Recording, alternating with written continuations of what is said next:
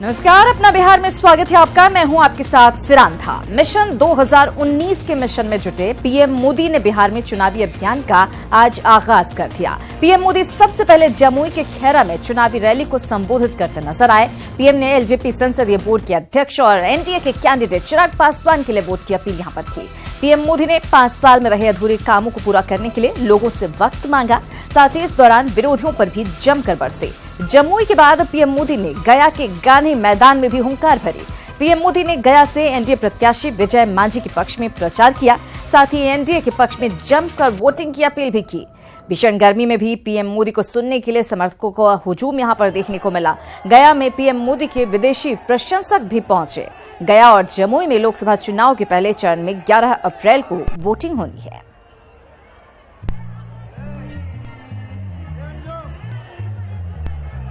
तो जमुई और गया दोनों जगहों पर प्रधानमंत्री नरेंद्र मोदी ने जनता से एनडीए के पक्ष में वोटिंग की अपील की। दोनों ही जगहों की तस्वीरें आपको दिखा रहे हैं। बड़ी तादाद में यहां पर समर्थक पहुंचे, प्रधानमंत्री मोदी को सुनने के लिए पहुंचे और पीएम मोदी ने भी उन्हें निराश नहीं किया।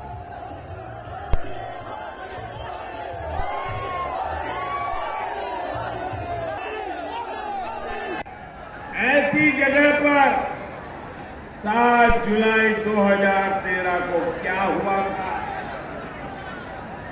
जगह जगह पर बम धमाकों कैसे बिहार को हिला दिया गया था। 2014 से पहले देश भर के शहरों में, अनेक शहरों में लोगों के बीच में बम धमाके हुआ करते थे। बम धमाके होते थे कि नहीं होते थे? कभी हैदराबाद में, कभी अहमदाबाद में, कभी दिल्ली में, कभी अयोध्या में, कभी काशी में, कभी जम्मू में। आए दिन बम धमाके होते थे कि नहीं होते थे? निर्दोष लोगों को मारा जाता था कि नहीं मारा जाता था? कोई इंडियन मुजाहिदीन, कोई हुजी, ऐसे अनेक संगठन बेधड़क डर का माहौल बनाने में जुटे। ऐसा क्या हुआ कि मई 2014 के बाद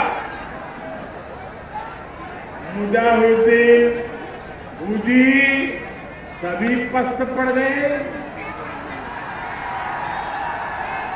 कहां चले गए वो स्लीपर सेल?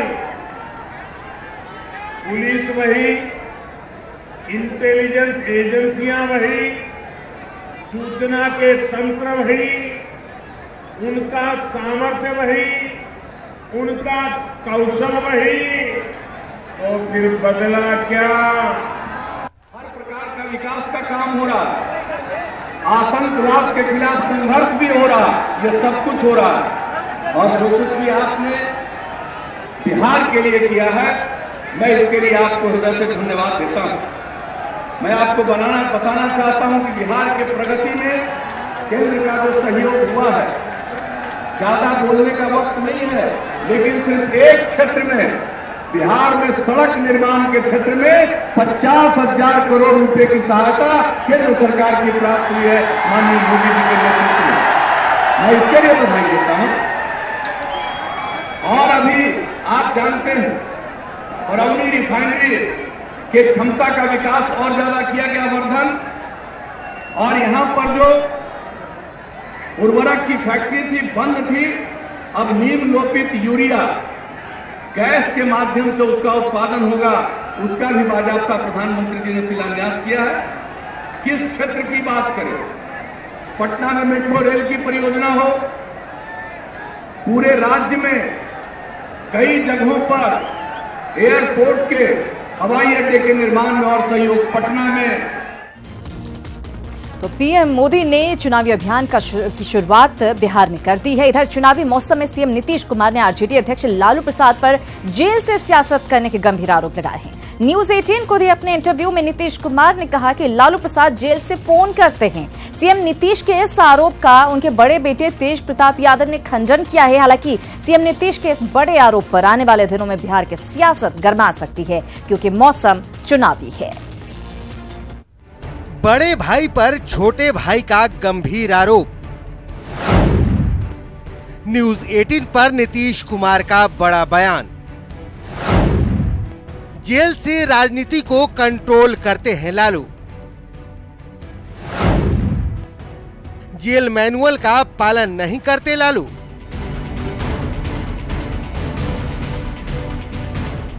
चारा घोटाला मामले में दोषी लालू प्रसाद यादव स्वास्थ्य कारणों से रिम्स के पेइंग वार्ड में इलाज करा रहे हैं। सजायाफ्ता होने के कारण लालू किसी से फोन पर बात नहीं कर सकते। उनकी सुरक्षा में लगे लोग मोबाइल नहीं रख सकते। वार्ड में कोई मोबाइल लेकर नहीं जा सकता। बाहर के लोगों से किसी तरह का कम्युनिकेशन नहीं हो सकता। सप्ताह में सिर्फ 3 लोग ही मुलाकात कर सकते हैं, वो भी पूरी सुरक्षा जांच के बाद। जेल प्रशासन और राज्य सरकार की जिम्मेवारी होती है कि कैदी के लिए जारी कोर्ट के निर्देश का पालन हो। लेकिन इस बीच बिहार के मुख्यमंत्री ने न्यूज 18 को दिए अपने इंटरव्यू में लालू को लेकर गंभीर आरोप लगाए हैं। लालू जी भी बात करते हैं, ये तो लोगों को पता ही है। लालू जी तो जेल में रहने पर भी जेल से बात करते रहते हैं। नियम चाहे जो भी हो कि जेल से आप बात नहीं कर सकते, लेकिन फैक्ट सबको मालूम नहीं है तो सबसे बात करते हैं। नीतीश कुमार की आरोप झारखंड पुलिस और जेल प्रशासन को कटघरे में खड़ा करता है, क्योंकि एक सजायाफ्ता कैदी की निगरानी की जिम्मेदारी इन लोगों के ऊपर है। हालांकि लालू के बड़े लाल और विवाद मास्टर तेज प्रताप यादव मुख्यमंत्री नीतीश कुमार के इस आरोप को खारिज कर रहे हैं। तेज प्रताप का कहना है कि उनके पिता जेल मैनुअल का पूरी ईमानदारी से पालन कर रहे हैं। मेरी पिताजी से बातचीत हुए काफी लंबा अरसा हो गया, अभी तक मेरे पिताजी से बातचीत नहीं हुई है। और जो इस तरीके का नीतीश कुमार जो आरोप लगा रहे हैं, मैं इस आरोप का मैं खंडन करने का काम करता हूं। मौसम चुनावी है। लालू का परिवार और उनकी पार्टी मुश्किल दौर से गुजर रही है। इस वक्त में लालू के ऊपर जेल से पार्टी को नियंत्रित करने का आरोप मुश्किलें खड़ा कर सकता है। हालांकि इसके लिए सबूत होना भी जरूरी है। यही कारण है कि लालू के सहयोगी सीएम नीतीश कुमार से सबूत की मांग कर रहे हैं।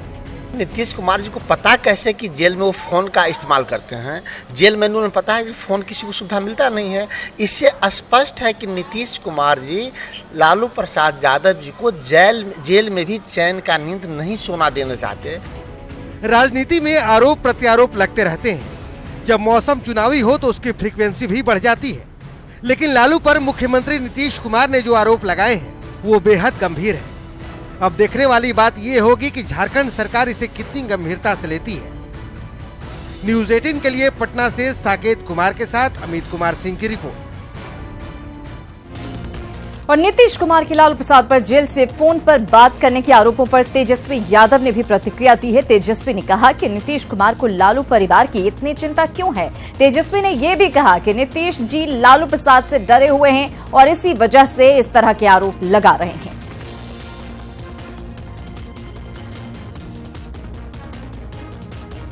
ध्यान नीतीश कुमार जी को और इतनी चिंता केवल लालू जी और उनके परिवार के ऊपर क्यों है? कानून अपना काम करेगा, सबकी अपनी अपनी जिम्मेदारी है। हमारे मुख्यमंत्री हैं, वो बिहार की चिंता करें, बिहार के लोगों की चिंता करें। बिहार को तो उन्होंने बर्बाद कर दिया, सिर्फ अपनी कुर्सी की इनकी चिंता रहती है। तो तेजस्वी भी काफी खफा नजर आ रहे हैं और नीतीश कुमार को ये कहते हुए नजर आए कि वो बिहार की चिंता करें, लालू परिवार की नहीं। बहरहाल न्यूज 18 से खास बातचीत में सीएम नीतीश कुमार ने कई मुद्दों पर खुलकर बात की। जहां भागलपुर सीट को लेकर शाहनवाज हुसैन के ट्वीट पर सीएम ने गहरी नाराजगी जताई, तो दरभंगा सीट नहीं मिलने और प्रशांत किशोर के मुद्दे पर भी नीतीश ने बेबाकी से जवाब दिया।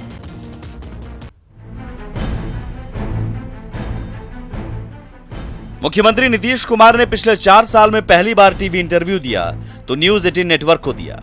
सीएम नीतीश ने बड़ी बेबाकी से नेटवर्क 18 के editor in chief Rahul Joshi के सवालों का जवाब दिया।